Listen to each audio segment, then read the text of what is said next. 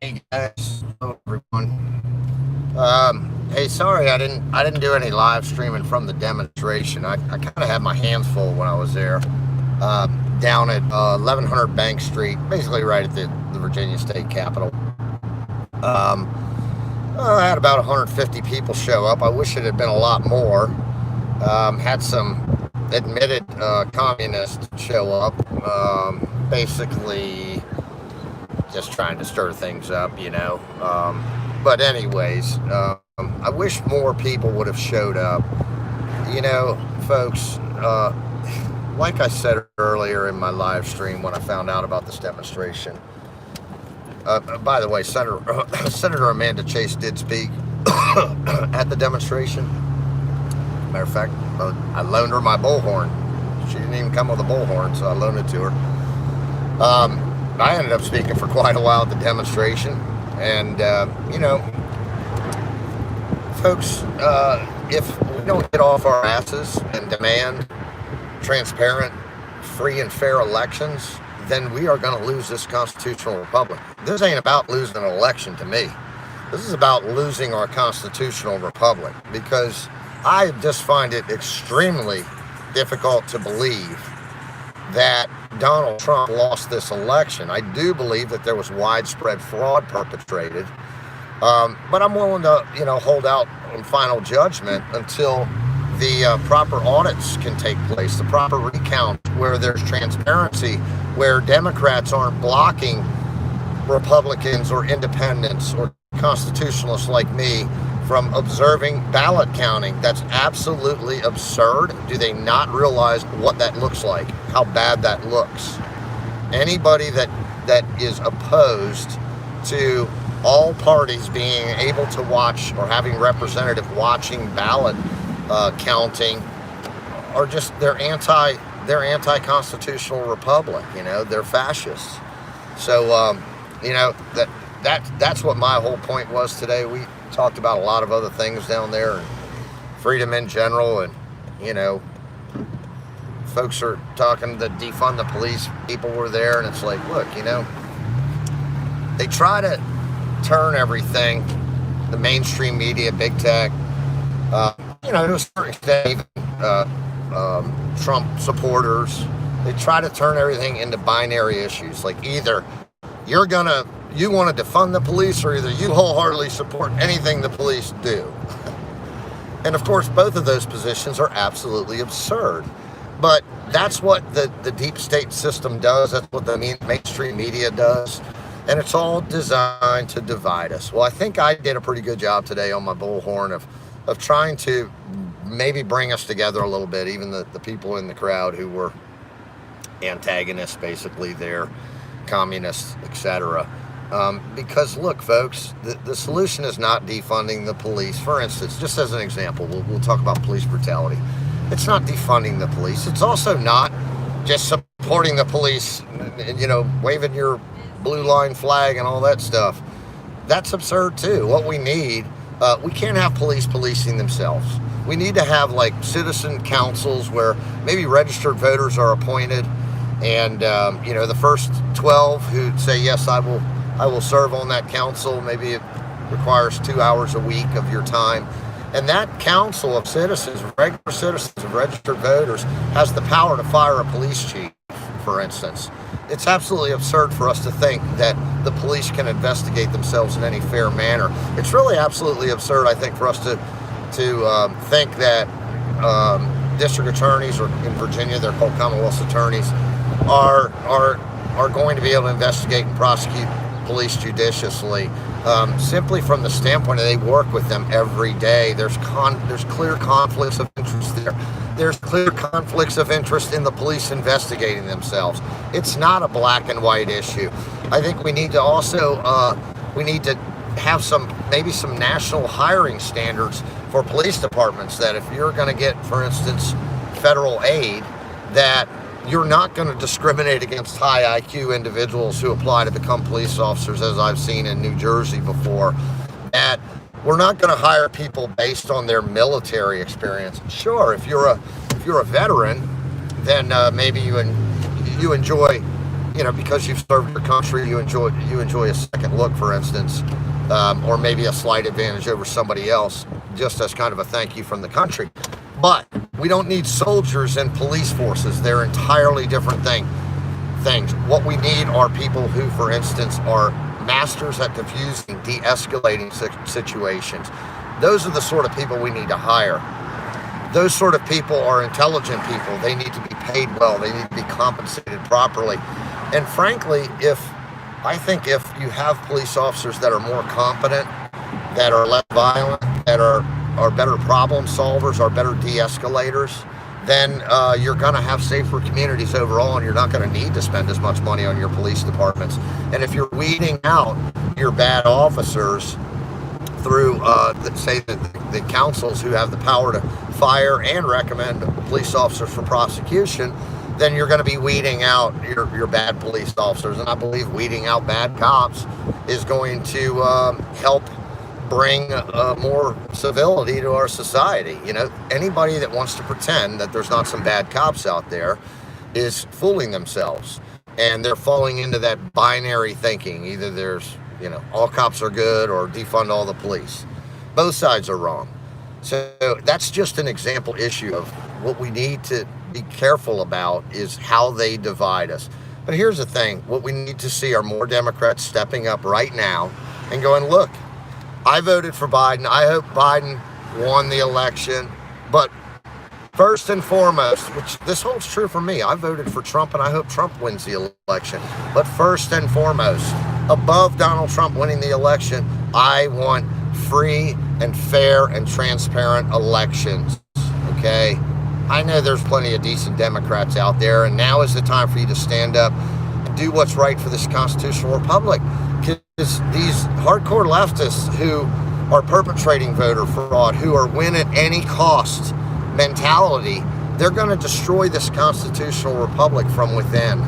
And I actually think that that's their motive, So if you think you're a patriot and you want Biden to win at any cost, you're not a patriot, okay? You're a fascist, and you're a scumbag, and you're contributing to the demise of this great constitutional republic. I think we need to step back. We, as a country, we need to take a deep breath. We need to open up states to recounts, to audits, to look carefully at each vote. I don't care if it tells you who the victor was. We need to do that. And I think what that's going to, number one, this mail-in voting thing is just, as we all suspected, is just riddled with fraud. And then we need to have national election laws. Look, I'm big on states' rights. I really am. And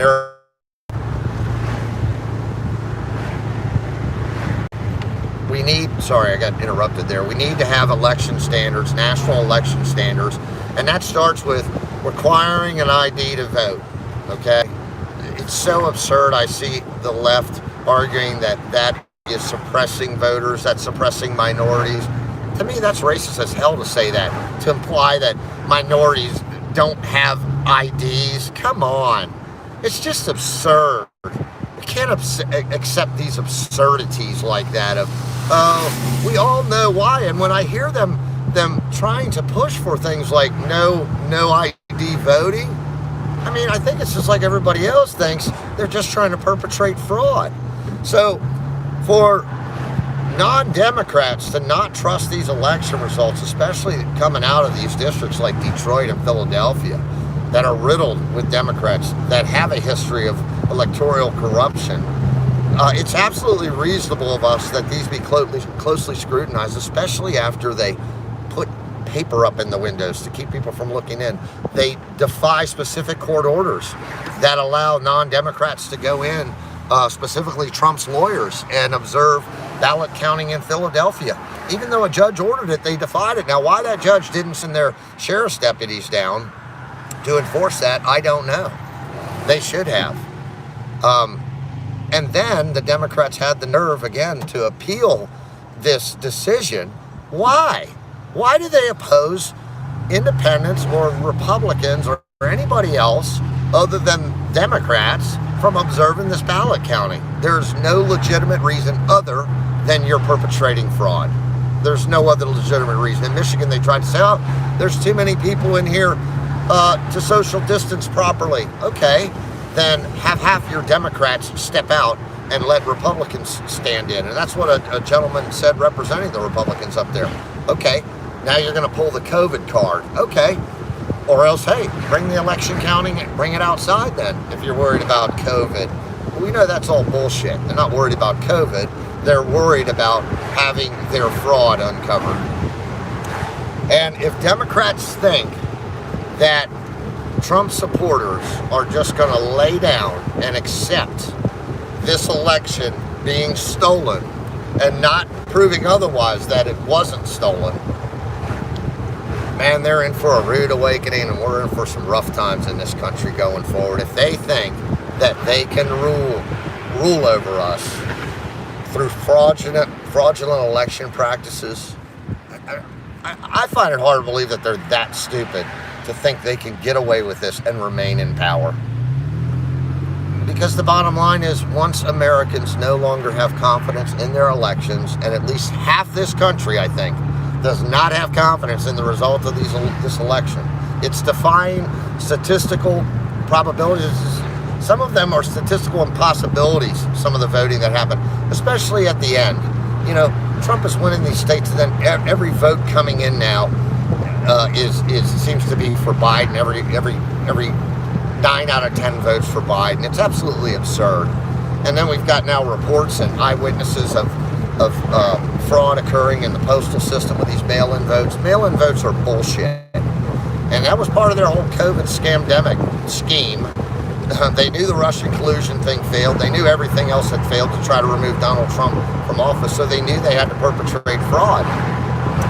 And hence, you got mail-in voting. Now, there's some legitimate absentee voting, just like Trump has said. He voted absentee, where you apply for that ballot, you got to provide the appropriate proof. And I think not only do we need to have voter ID,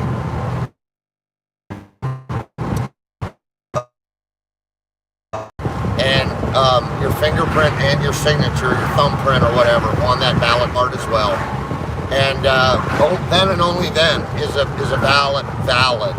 And you know, you even have, for instance, we have these little, I forget what they're called, the code things on our licenses, and we have a system that tracks those and makes sure that a person didn't vote more than once. And if you have to have that ID, then you know, you're still going to be able to perpetrate fraud almost no matter what we do. But there are things we can do to virtually eliminate it. And I think if you eliminate 99.9% of it, that it really can't make a difference in any election. I mean, look at what happened in the House. The Democrats lost a bunch of seats. The Republicans retained the Senate.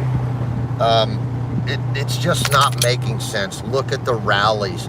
Look at the Democrats are admitting that Trump took a huge, much larger portion of the black and Hispanic vote than he did in 2016.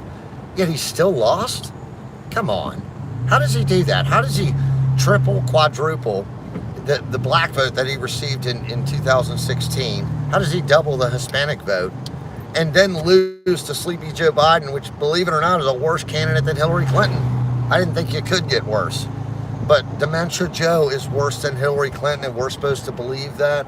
Even if you don't look at statistics, if you don't understand statistical probabilities and statistical impossibilities and those sorts of things, if you just look on its face at these two candidates, it's really hard to believe. I know there's a lot of Trump haters out there, but it's really hard to believe that many people would have been motivated to get out and vote for Joe Biden, this guy. I mean, he's lost. He doesn't know where he is half the time. He doesn't know what team's jacket he's wearing. He doesn't know who his opponent is in the election.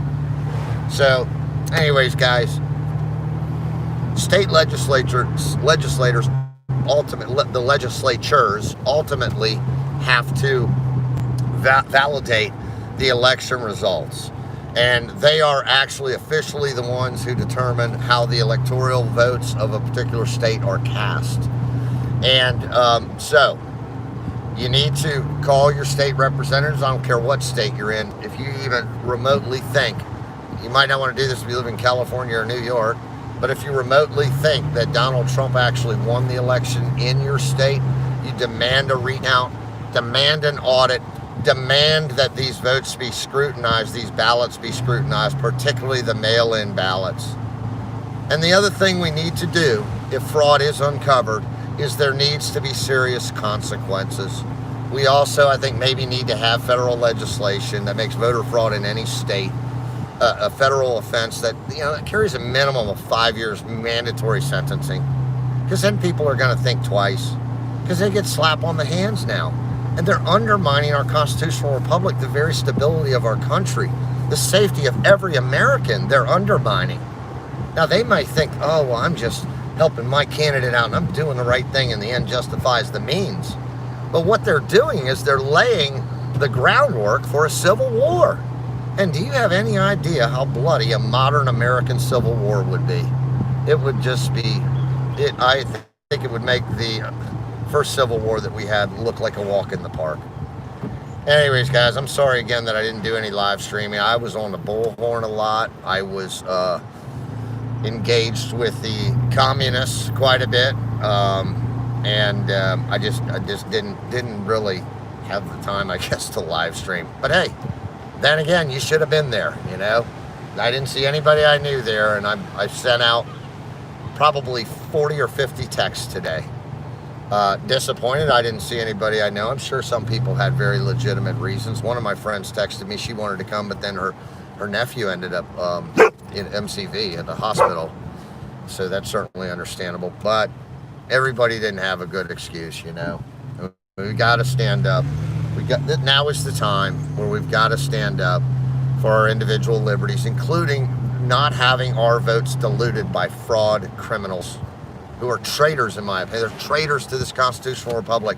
Because if we don't have fair and free and transparent elections, the constitutional republic can no longer stand, and it will no longer stand. I don't think that's even up for debate. I think that's an inevitability, that if we don't have free and fair elections that are transparent, this constitutional republic will fall. And unfortunately, I think there are nefarious forces, foreign nefarious forces, people like George Soros, who I do consider a foreign nefarious force, and people above him who even pull George Soros' strings. They want to see this country fall, folks. They want to see the division. They want to see this sort of polarizing, extreme polarization of our nation. And we as Americans need to rise above that. So guys, you got to get the word out. You got to stay. You can't sit in your living room this time and just go, oh, it'll all be sorted out by guys like Neil and other people who believe strongly in this sort of thing. You got to make the phone calls. You got to send the emails. You got to tell your state legislators that if you don't support a recount, if you don't support taking our time and closely scrutinizing all of these ballots, I don't want